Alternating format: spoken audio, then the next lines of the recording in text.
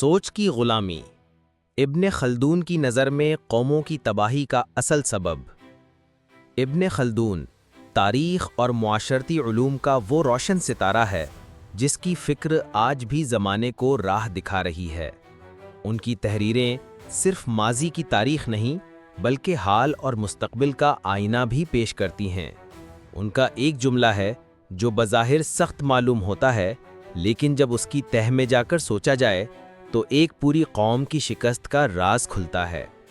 ابن خلدون فرماتے ہیں، اگر مجھے ظالم حکمرانوں اور غلاموں میں سے کسی ایک کو مٹانے کا اختیار ملے تو میں غلاموں کو مٹا دوں گا، کیونکہ یہ غلام ہی ہیں جنہوں نے ظالم حکمران پیدا کیے۔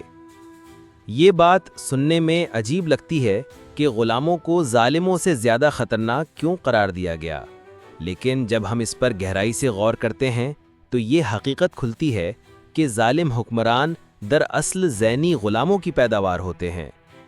جب قومیں اپنی فکری آزادی کھو بیٹھتی ہیں، جب ان کی سوچیں زنجیروں میں جکڑی ہوتی ہیں، جب وہ حق اور باطل میں فرق کرنا چھوڑ دیتی ہیں تو وہ ظلم کو قبول کرنے لگتی ہیں، اسے تقدیر سمجھنے لگتی ہیں۔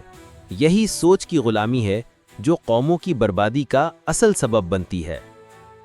ایک ایسا معاشرہ جہاں لوگ سوال کرنے سے ڈرتے ہوں، جہاں حق بات کہنے والا تنہا رہ جائے، جہاں لوگ ظلم سہنے کو عبادت سمجھنے لگیں، وہ معاشرہ ظالم حکمرانوں کے لیے سب سے زرخیز زمین بن جاتا ہے۔ سوچ کی غلامی جسمانی غلامی سے کہیں زیادہ خطرناک ہے۔ جسم پر زنجیریں پڑھنے سے انسان تکلیف ضرور محسوس کرتا ہے، مگر جب ذہن غلام بن جائے تو انسان اپنی غلامی کو پہچاننا ہی چھوڑ دیتا ہے۔ وہ اسی نظام کو درست سمجھنے لگتا ہے جو اسے کچل رہا ہوتا ہے۔ وہ ہر ظلم پر خاموشی اختیار کر لیتا ہے، ہر ناانصافی کو قسمت کا لکھا مان لیتا ہے۔ وہ نااہل حکمرانوں کو اپنا مقدر اور بے انصافی کو زندگی کا معمول سمجھ لیتا ہے۔ ایسے ذہن نہ صرف اپنے لیے تباہی کا باعث بنتے ہیں بلکہ آنے والی نسلوں کے لیے بھی تاریکی چھوڑ جاتے ہیں۔ ابن خلدون کا مقصد غلاموں کو برا کہنا نہیں بلکہ غلامی کی ذہنیت پر تنقید کرنا ہے۔ وہ ہمیں یہ سمجھا رہے ہیں کہ اگر ہم ظالموں کا خاتمہ چاہتے ہیں تو سب سے پہلے اپنی غلام سوچ کو ختم کرنا ہوگا۔ حقیقی انقلاب بندوقوں سے نہیں بلکہ سوچ میں بیداری سے آتا ہے۔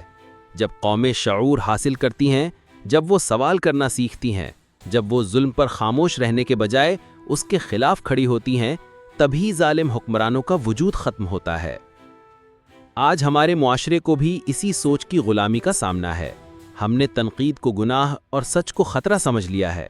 ہمیں ظاہری سکون کی قیمت پر اندرونی تباہی گوارا ہے، مگر وقت آ گیا ہے کہ ہم ابن خلدون کی اس تنبیہ کو سنجیدگی سے لیں۔ ہمیں اپنے ذہنوں کی زنجیروں کو توڑنا ہوگا، ہمیں اپنی سوچ کو آزاد کرنا ہوگا، کیونکہ یہی سوچ کی آزادی ہی دراصل قوموں کی حقیقی آزادی ہے۔ یاد رکھیں، غلام ذہن کبھی آزاد معاشرہ پیدا نہیں کر سکتا۔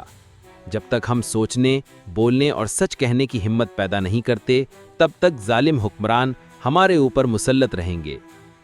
ابن خلدون کا یہ جملہ ایک لمحہ فکریہ ہے، ایک آئینہ ہے جو ہمیں خود اپنی حالت دکھاتا ہے۔